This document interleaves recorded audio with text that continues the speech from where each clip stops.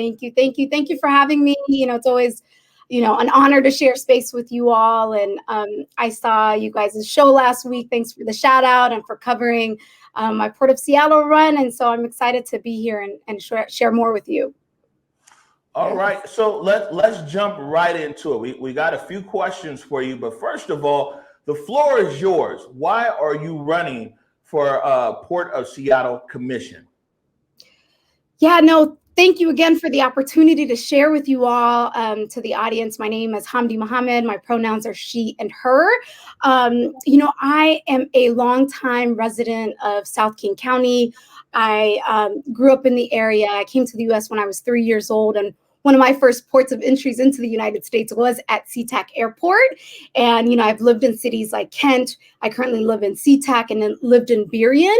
And, now more than ever, we need strong leadership at all levels of government.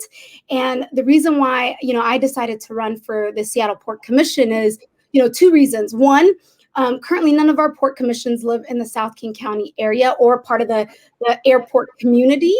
And the airport's operations significantly impact those of us who live in the airport community. And it's time that we get a seat at the table. Our voices and perspective as South King County residents are important. I bring a strong understanding of our whole region, right? I've lived in all parts of King County and will be able to bring that perspective to the table.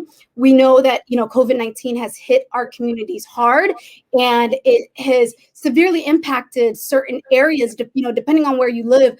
COVID-19 has hit communities differently.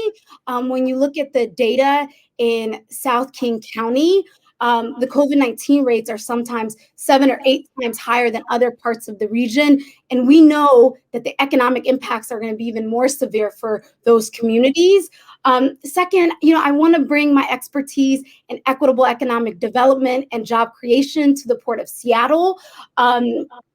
Throughout my career, if you look at my career, I've helped a number of our residents and youth, help them with employment opportunities, professional development. I have over 15 years of experience working in King County, and that includes working at our nonprofits, local businesses, as well as King County government and for Congress. And so I want to bring those skills and help the port, invest its resources and energy in supporting communities that have been impacted the most by this pandemic and help them build back better.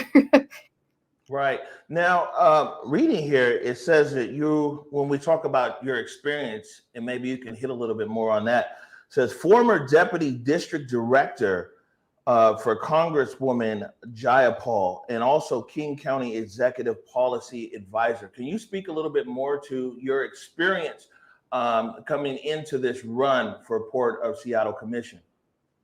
Yeah, no, thank you for that question. It's a great question. I have worked for U.S. Congresswoman Jayapal as her deputy district director. In that role, I facilitated disputes between, federal agencies in matters like, visa, tax, shipment, contractual issues, and facilitating those disputes often was between either residents or small businesses, medium-sized businesses who were having sort of issues or disputes between these federal agencies and themselves. And so often I spent a lot of time on the phones with our federal agencies and making sure that our businesses were able to continue operating. We saved our residents millions of dollars, and I led her constituent services team. As at King County, I am a policy advisor. I advise on the county's $12+ billion budget. Right now, while we have been in the pandemic, I have been serving on the COVID-19 response team. I oversaw the $3 million COVID-19 Community Response Fund. Also, I led efforts that partnered with national leaders to bring resources to our county. Within 2 days, we provided over 3,500 supplies to our residents to basically promote COVID-19 testing sites, right? There was a lot of folks in our community and stigma around testing. And so we worked really hard to normalize that, and we did that with initiatives. And so I led those efforts and serve on that COVID-19 response team. So I have seen, the work of the pandemic close, up front, which is why, like, even when I see the data and the communities that are being impacted, I'm seeing it up close and wanting to, help the port invest in those communities and help them, recover and thrive. And I think they can be the center of that. Absolutely, Hamdi. I mean, your experience is vast, my friend. You have been out here pouring your passion into the work with everything you do, and I know you give it 110%. My question for you, too, is that I know there's a lot of measures happening right now in Tukwila, in Seatac, around this kind of community control, right? And so I want to ask you, because you said something really poignant to me there about nobody right now on the port actually living in the Port Commission, actually living in this kind of area where they should be, where a lot of this stuff is impactful. So how can you bring your lived experience into this position to help actually guide more of that community voice? Absolutely. No, that's a great question. I mean, we've seen a number of our small businesses face displacement in South King County and cities like, Tukwila, Seatac as well. I'm proud to have worked on initiatives with the county that invested $1.5 million in a new market and cooperative housing in Tukwila. And that project took, government employees and staffers like myself and, co-creating with the community who was leading those efforts and our community-based organizations to make those investments. And, really the port has, said over and over, and they do, want to support small businesses. And, if we have folks who are from the community, who have lived experience. I shop at those small businesses, right, that have faced displacement. I have worked with them around the clock. I remember when our Seatac small businesses were facing displacement, we were having a lot of those disputes were happening between the Seatac City Council and the community. And, I would be at that city hall until like 11 p.m. at night at times, And so really, I understand those issues. It's personal. It's where I shop, I live. And so I will bring that passion and energy to work around the clock to help, resolve some of those issues. And also it's like, when you have people who have lived experience as well as work experience, their lens is different, right? Their vision is different. My vision and lens will be different than other port commissioners. So, building an inclusive workforce or expanding diversity in contracting will be top priority for me, right? And it won't be a situation where I'm like, let me research and look at the data. I have my lived experience that I'm bringing to the table, and that can't be discounted. And so we need to start thinking like that and start seeing that people's lived experience is sometimes more beneficial than somebody's work experience, right? You have firsthand experience and probably had those experience from a young age, which I did. I grew up watching my mother juggle her job at Seatac Airport, right? My dad was a truck driver, right? Like I understand that, our seaport operations moving quickly is important, and in the trucking industry, time is money. I grew up hearing that, so those things can't be discounted. Right. Now, I know me personally, growing up here, Seattle guy, is that it hasn't always been the best kind of relationships between the port and our community. And a lot of times, for years, a lot of our businesses were locked out of the port, especially out there at Seatac and some of everything else. Won't go too deep into that here today with you. But broadly speaking, across the port of Seattle, what could the port be doing better? What kind of new things would you like to see? What kind of innovations would you like to see in place there across the port system? Yeah, no, and I appreciate you bringing up like just the historical context, right? As a Black immigrant, I stand on the shoulders of our civil rights leaders, who've paved the way for even me to be here and to exist, right, in this space and the work that I do. And so I just want to recognize that, right? It's folks like Tyree Scott that have worked really hard around port issues and, the Central Contractors Association. And so there's a lot of folks who worked on port issues that I just want to recognize and speak on that. For me, there's a number of issues that I would like to work on at the port. Our environmental issue is an economic issue, right? We have the air quality in even South King, when you look at other parts of the region, is the impacts are more severe. There's particles that have been found in the air in areas like Seatac, that other research have connected them to different types of cancer. And so climate change, environmental justice is important.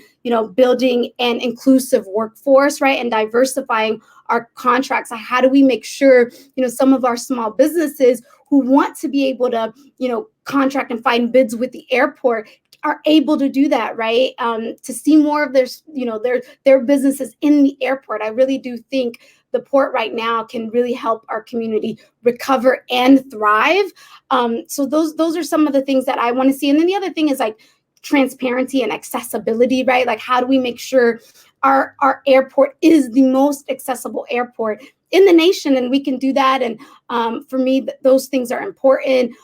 Supporting our community that are, people who are disabled and those who, maybe speak limited English, navigating our port and our port operations is so important. And, when I was working for Congresswoman Jayapal, I managed her constituent services. And so prioritizing the voices of our residents and our community and our workers is a top priority for me, right? And making sure that we have an accessible and transparent government. I think sometimes folks forget that the port is a government entity and it's not just business, right? Like, we want to work with our business community, our local residents and workers to make sure that those operations are happening in a way that is transparent and accessible. Yeah, absolutely. And before I ask you this next question, I got to say congratulations, because Jayapal also endorsed you for this position, which is huge. And you could probably talk more about that. But I do want to ask too, because when we're talking about bringing more diversity into something like the Port Commission, it's not just about you breaking barriers, but it's also about young people being able to see themselves as a part of solutions to bring in, again, their lived experience into these kind of areas that normally and historically have really been almost shut out from having that kind of diversity. And so I just want to ask you how important it is to you that your position also showcase to the future generations and these young folks out here, that they too can be a part of the solutions in their communities. Right. No, that is such a great question and a top priority for me, right? Creating jobs, making, port, either whether it's contracts or positions more readily available for all our residents is a top priority. I'll take, actionable steps to help create jobs for, our adults, people with disability, right? That's another community that has been often left out and out of conversations, right? And our youth, right? Allowing them to find more opportunities to, connect with, whether that is construction opportunities, maritime, aviation, trade, even logistics. Like, there's so much opportunities at the port, right? And so, being able to give them an avenue to be able to have an opportunity to, get a job around, port related industries, it's huge. And a lot of the times people don't know about it. The amount of messages I've gotten in the last 2 weeks about folks saying like, I didn't even think about the port. Like, are there apprenticeships programs at the port? Are there internship programs at the port? What are all the, the port opportunities? And we are seeing a labor shortage, right? And so if that's the case, we have to make sure that the next generation is really equipped and understands how they can, navigate the port and be able to get some of those job opportunities. And it's creating jobs equitably, right?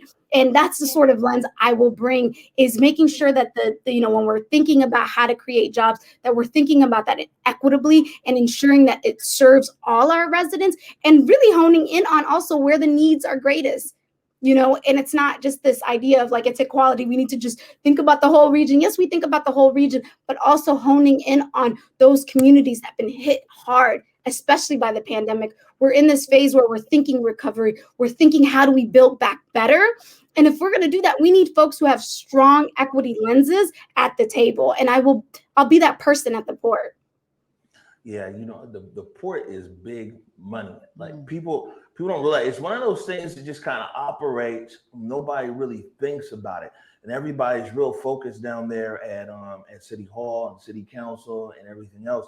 But the port is a big economic driver, and this port right here, SeaTac, and as well as the ports, the water ports. I mean, this is the gateway to the Pacific, 100%. And with so many imports and exports coming in and out of the ports here, as well as people coming in and out of the ports, this is a very big position. Tell me, Hamdi, who can vote on port commission? Where does that show up? What's the geographic area for people to vote for port commission? Well, yeah, that's a great question. I think the most exciting thing about the port race too is everyone in King County can vote on this race and can decide on who becomes that next port commissioner. So long as you live in King County, those port positions will be on the ballot. They are positioned, right? So I'm running for position number 3, and so you'll see a position attached to the candidate. However, you're still able to vote for that person. So whether you live in Seattle, the North End, you live in South King County, SeaTac, Tukwila, any of those areas, you'll be able to decide who becomes your next port commissioner. Awesome. This has been so revealing, I think, to me, because as Omari said, a lot of the times, folks are focused on kind of where a lot of attention gets drawn, and not enough attention gets drawn to the port. And so I want to ask you too, in terms of when you're talking about creating those equitable opportunities, how much of it is important to you that the business, you talked about transparency, that the business of what port commissioners do is really known to those communities who have been left out? How important is that to you, Hamdi? It's a top priority, right? For me, listening to our community, listening to the workers' needs, should always be the center of what elected officials do, right? And that's when I say, like, we need strong leadership in government now more than ever. That is what I'm talking about, right?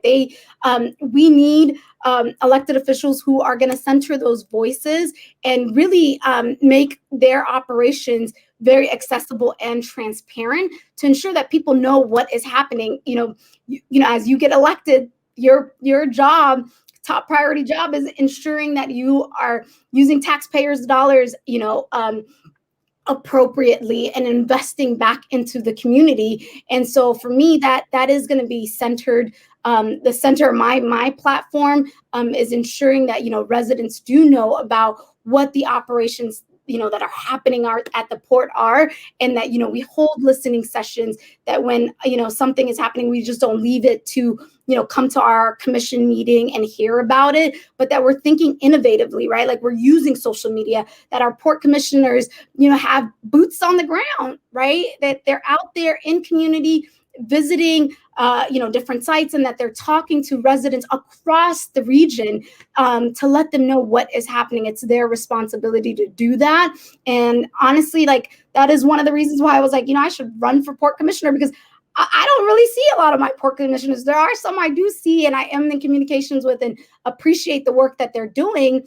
But in position 3, that's how I feel, right? Like, I feel like we need, port commissioners that are really going to have boots on the ground and centering the voices of community and making their operations more transparent and visible, right? And thinking innovatively, using social media, making sure that materials are translated in different languages. That has been centered in my campaign, and making ASL available, right? And that we're thinking about our disability, folks who are disabled in our community, and closed captioning, things like that. Like, when you watch like some of the Port Commission meetings, if you have if you're a limited English speaker, or if you have some sort of disability, you might not even know what is going on there, and you're left out. And so really, it is so important that we are thinking more broadly and how to include all of our community members, right? And when you think about economic issues,